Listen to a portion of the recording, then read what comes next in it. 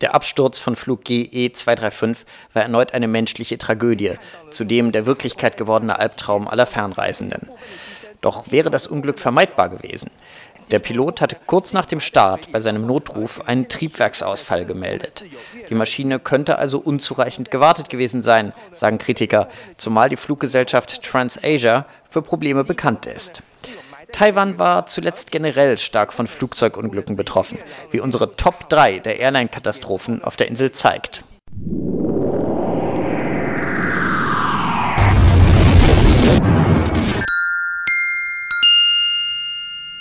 Der jüngste Unfall hat sich erst im Juli vergangenen Jahres ereignet.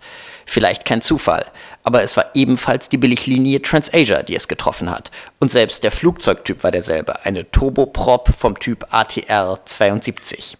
Sie war unterwegs von der Stadt Kaohsiung im Süden des Landes und am späten Nachmittag auf einer der Penghu-Inseln bei der Landung abgestürzt. Von den 58 Insassen starben 48.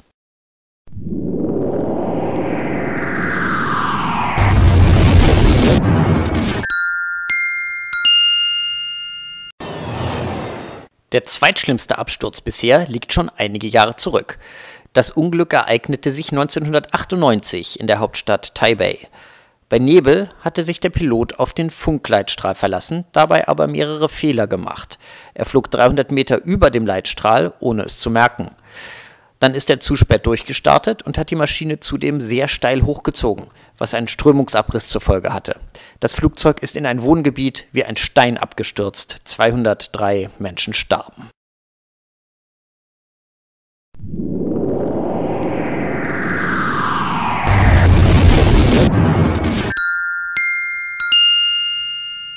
Materialermüdung oder vielmehr ein Wartungsfehler war die Ursache für das bisher schwerste Unglück in der neueren taiwanischen Luftfahrtgeschichte. Die Boeing 747 von Flug CI611 brach kurz nach dem Start auseinander. Sie stürzte in die Taiwanstraße und riss 225 Menschen in den Tod. Das Flugzeug war 2 Jahrzehnte zuvor unsachgemäß repariert worden. Die Wartungsmannschaft hatte nicht genug verstärkende Platten aufgeschweißt, als sie einen Riss im Rumpf geschlossen hat. Anders als 4 Jahre zuvor lag der Fehler daher nicht bei den Piloten. Der erfahrene Kapitän hätte nichts mehr ausrichten können, sobald das Unglück seinen Lauf nahm.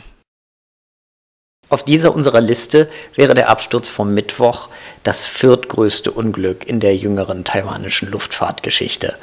Zweimal war damit bereits der preiswerte Flieger TransAsia betroffen, zweimal jedoch auch der Prestigeanbieter China Airlines.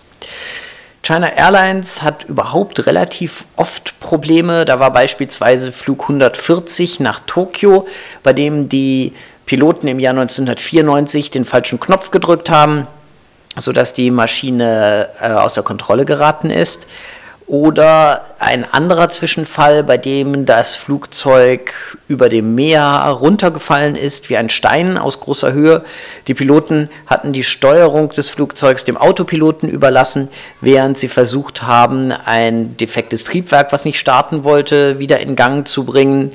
Sie konnten in diesem Fall den Flieger allerdings abfangen, bevor er auf das Wasser geprallt ist. Beunruhigend genug.